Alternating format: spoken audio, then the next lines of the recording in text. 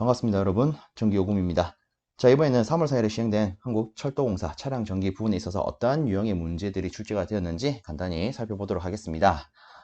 그리고 지금 여기 구성된 문제에는 실제 시험과 그 순서가 상이할 수 있습니다. 그리고 일부 문항에 있어서 기억나지 않는 조건은 제가 임의로 넣은 부분도 있기 때문에 지문에 있어서 상세한 조건이나 혹은 구성된 보기의 항목들은 시험과 상이할 수 있습니다. 그래서 이 부분 참고하시어 대략 이런 유형의 문제가 출제가 되었구나, 이 정도로 봐주시길 바랍니다.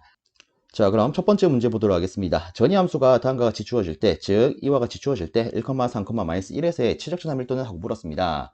자, 일단은 이 문제 같은 경우에는 전이함수가 주어져 있고 최적전압 밀도를 물었기 때문에 우리가 익히 알고 있는 포화송 방정식 가지고 풀 수가 있겠습니다. 자, 그래서 한번 풀어보도록 하겠습니다.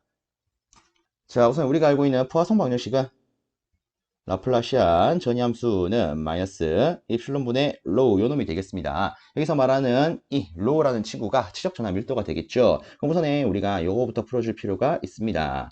일단 이 라플라시안이라고 하는 것은 각 함수에 있어서 간단히 말을 하면 각 축에 있어서 두 번씩 미분하라 이런 의미가 되겠습니다. 그래서 저는 이렇게 볼게요.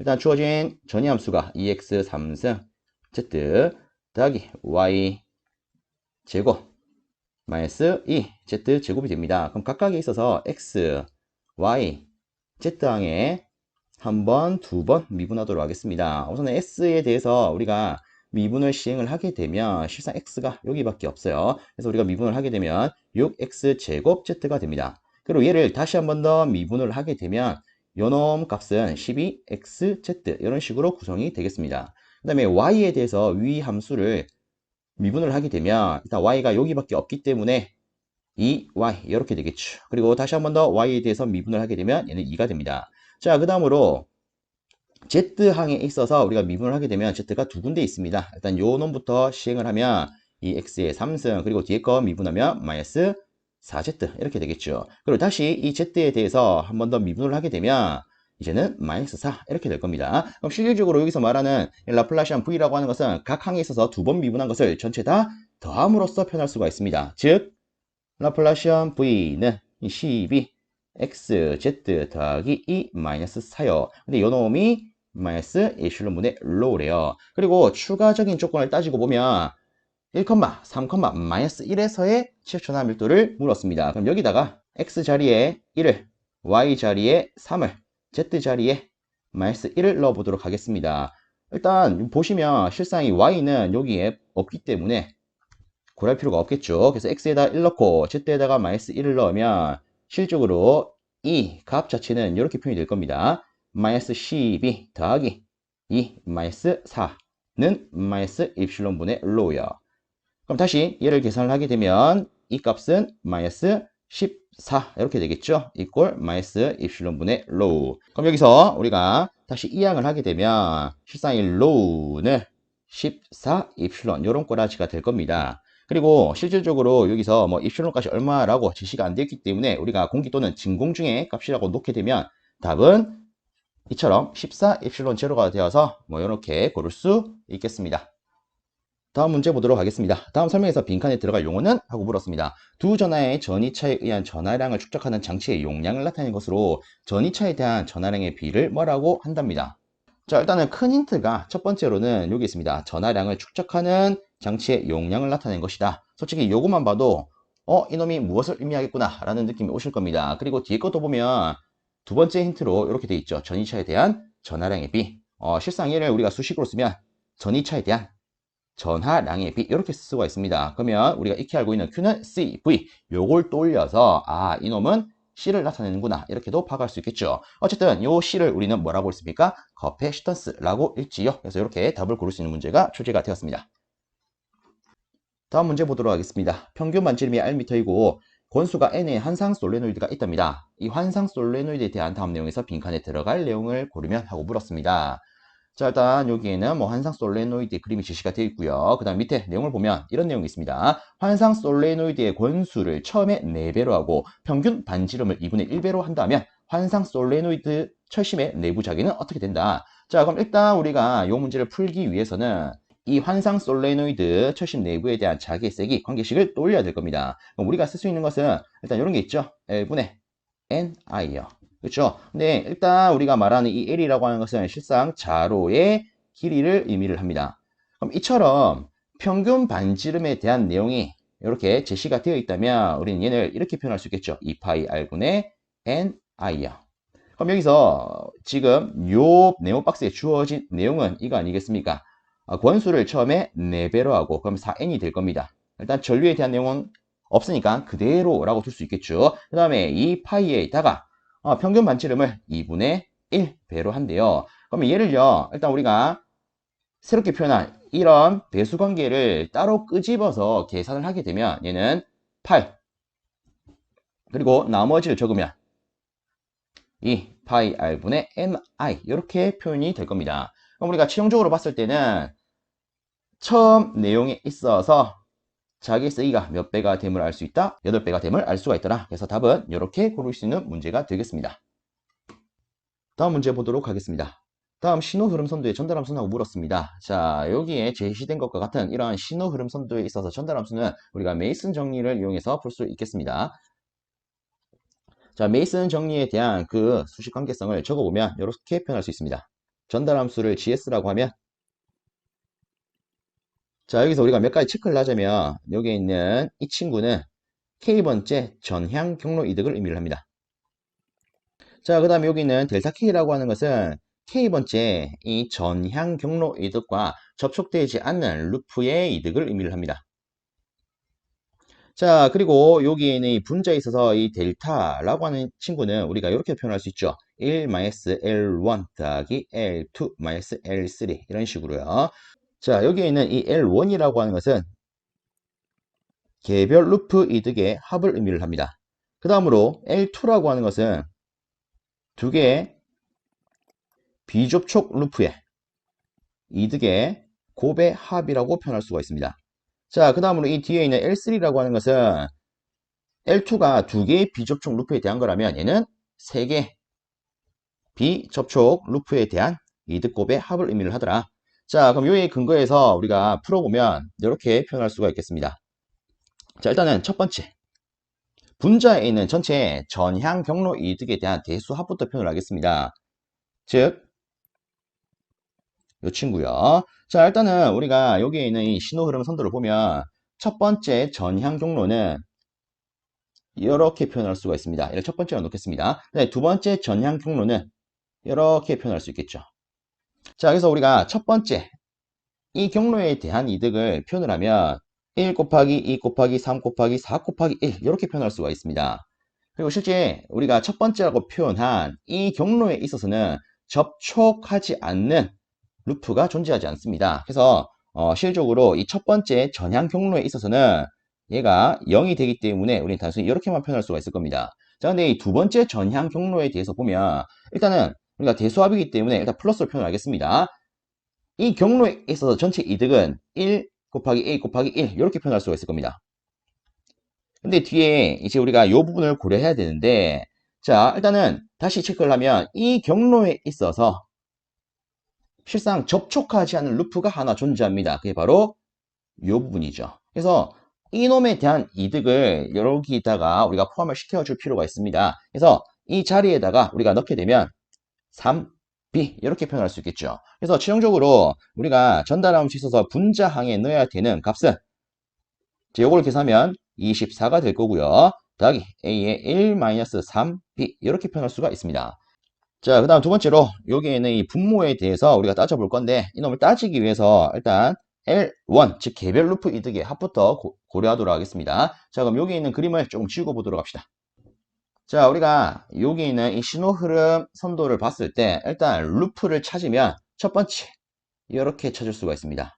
그리고 이렇게 그리고 끝으로 이렇게 전체 돌아오는 이놈을 또 따질 수 있겠죠. 그러면 전체적인 개별적인 루프는 하나, 둘, 셋, 넷 이렇게 따질 수가 있고요. 그럼 이놈들에 있어서 이득의 합을 표현하면 이렇게 표현할 수 있겠죠. 2b 더하기 3b 더하기 4b 더하기 a의 b의 3승력. 그래서 얘를 정리하면 9b 더하기 a, b 3승 이렇게 표현할 수 있습니다. 자, 그 다음으로 L2, 즉 두 개의 비접촉 루프의 이득곱의 합을 따져보도록 하겠습니다. 자, 우리가 이 그림을 봤을 때 실적으로 두 개의 비접촉 루프는 여기에 있는 루프와 여기에 있는 루프만 따질 수가 있습니다. 그래서 이놈들이 있어서 이득을 나타내게 되면 이렇게 표현할 수 있겠죠. 2b 곱하기 4b요. 그래서 다시 8b의 제곱이 되더라. 그럼 우리가 최종적으로 이 분모항에 있어서 표현을 하면 얘는 결국 1 L1 플러스 L2로 표현할 수가 있는 거기 때문에 우리가 위에서 도출한 것을 대입을 했을 때 이렇게 표현할 수 있습니다. 1 9b 더하기 ab 3승 그리고 플러스 8b 제곱요. 그럼 여기서 우리가 만약에 이 뒤의 항을 b로 묶어낸다라고 치면은 이렇게 표현할 수 있을 겁니다. 1 b 이렇게 묶어냈을 때 이놈들을 싹 다 묶으면 9 더하기 ab 제곱 마이너스 8b 이런 식으로 표현이 가능할 겁니다. 자, 그래서 우리가 지금 도출한 이 분자값과 분모값을 합해서 전체 전달함수로 표현하면 이렇게 표현할 수 있습니다. 24 더하기 a에 1-3b 그리고 분모는 1-b 그리고 9 더하기 ab 제곱 마이너스 8b요. 자, 근데 문제는 이에 대한 보기가 존재하지 않아요. 그래서 솔직히 이거 같은 경우에는 문제 오류로 볼 수 있겠습니다. 그래서 요거 같은 경우에는 뭐 전항 정답이 되지 않을까 이렇게 생각을 하는데, 자, 일단은 제가 뭐 이런 식으로 실수 안내를 드려봤는데 나는 이런 신호 흐름 선도에 있어서 좀 더 자세히 알고 싶어요 라고 하시는 분들은 유튜브 채널에 119기지 검색을 하시면 요번 시험에 있어서 이 문항에 대해서 자세히 다룬 영상이 있습니다. 그래서 요 분이 되게 설명을 잘 해놓으셨거든요. 참고하시면 많은 도움이 될 거라고 생각합니다. 다음 문제 보도록 하겠습니다. 다음에 주어진 회로에서 주어진 조건을 참고하여 R2에 흐르는 전류가 몇 암페인지 계산하면 하고 물었습니다. 자, 아래쪽에 이런 회로가 주어져 있고 각 요소에 있어서 정보들이 이렇게 제시가 되어 있었습니다. 이 문제 같은 경우에는 우리가 중첩의 원리를 가지고 풀 수가 있겠습니다. 그래서 일단 첫 번째로 전압원에 대해서 먼저 따져보도록 하겠습니다. 우리가 이 전압원에 대해서 해석을 할 때는 전류는 개방을 시킬 수가 있겠죠. 그래서 이때 등가 회로를 표현하면 이렇게 표현할 수 있습니다. 여기가 V고 요 놈이 R1, R2요.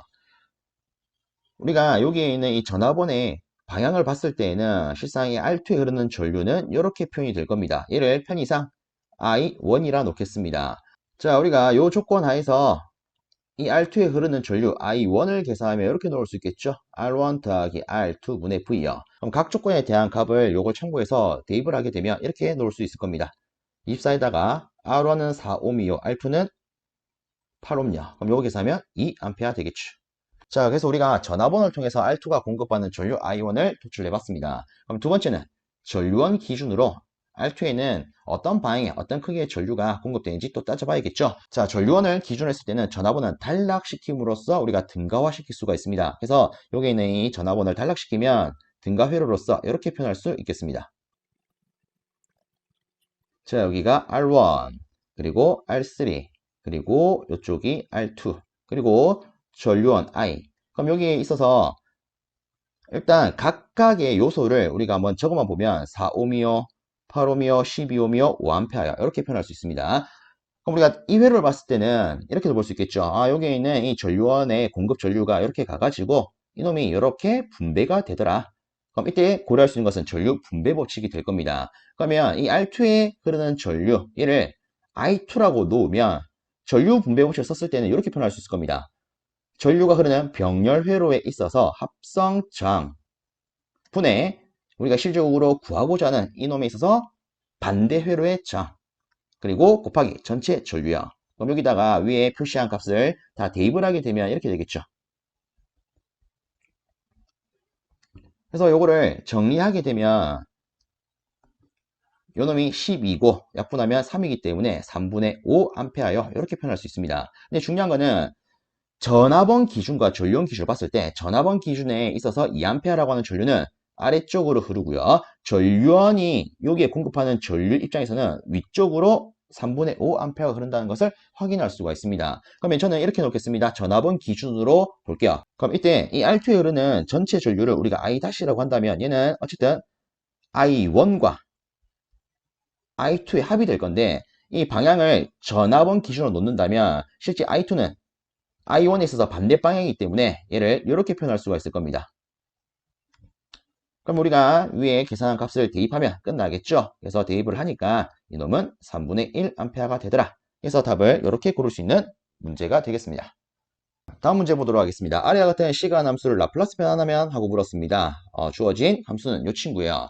자, 일단은 우리가 익히 알고 있는 바에 의거하면요. 실상 t의 n승이라고 하는 이 시간 함수를 라플라스 변환을 한다. 그럼 얘는 이렇게 표현할 수가 있습니다. s의 n 플러스 1승분의 n 팩토리얼요.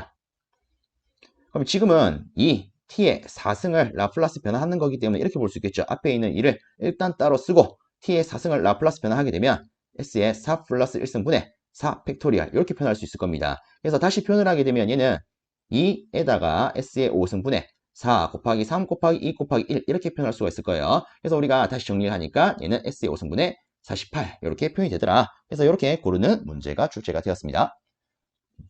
다음 문제 보도록 하겠습니다. 다음과 같은 조건에 직렬회로에 흐르는 최대 전류는? 하고 물었습니다.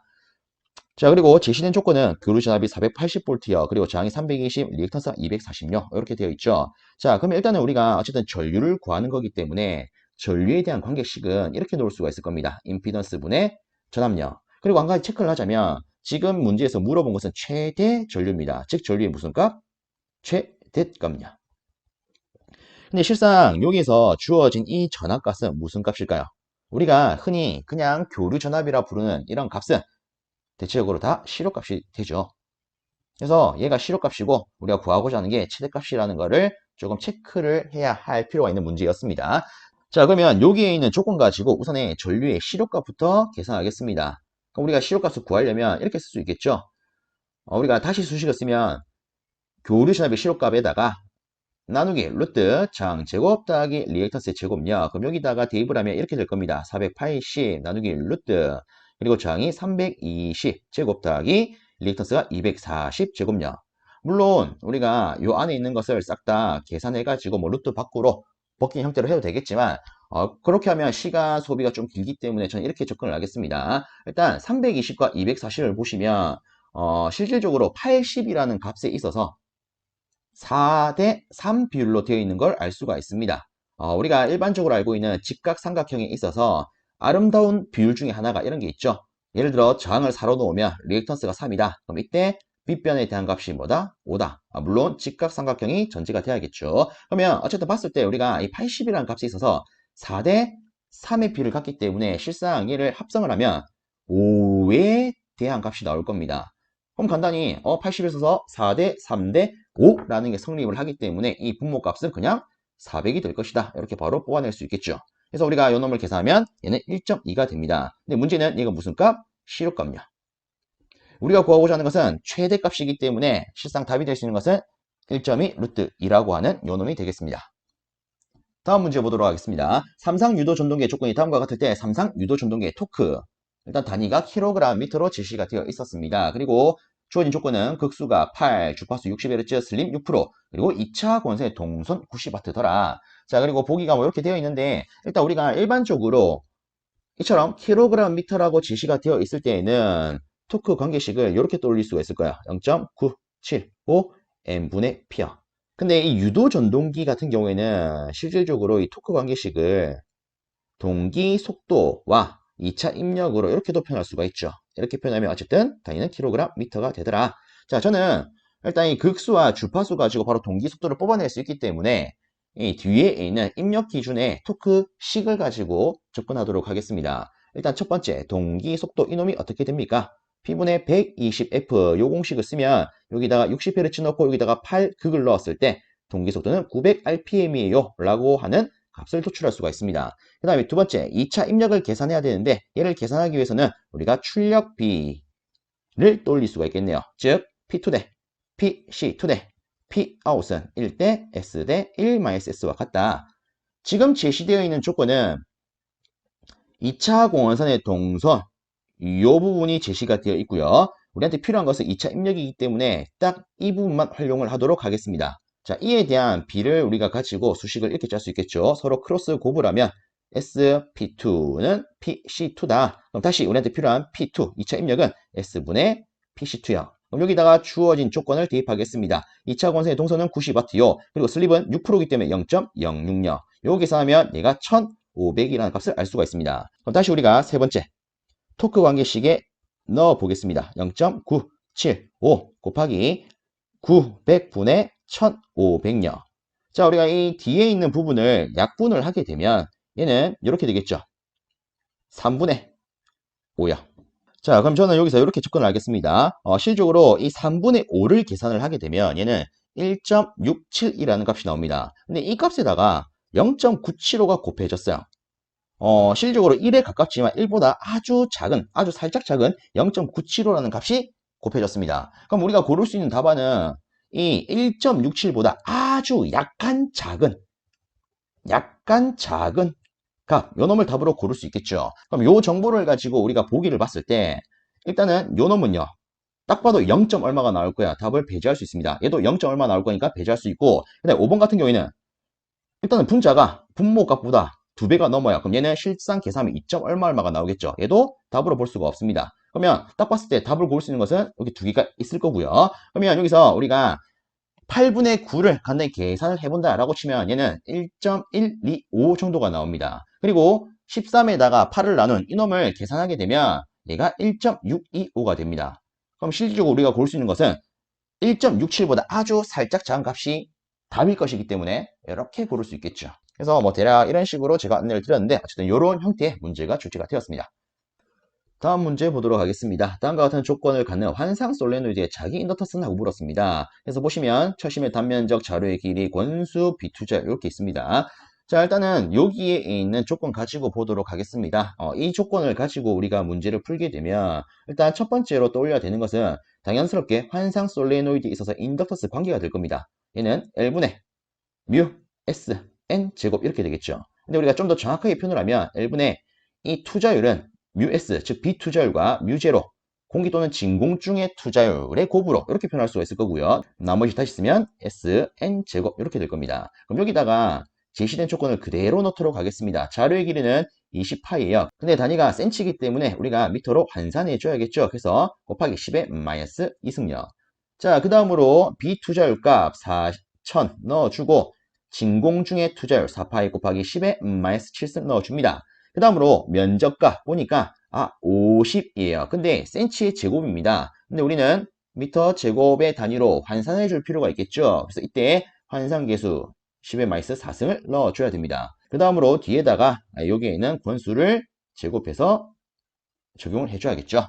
자, 이렇게 우리가 봤을 때 일단 뭐 파이 이렇게 약분될 거고요. 실질적으로 나머지 숫자항에 있어서 우리가 순차적으로 약분한 형태로 정리를 하게 되면 지금 조건에서의 답은 우리가 10 헨리로 고를 수가 있습니다.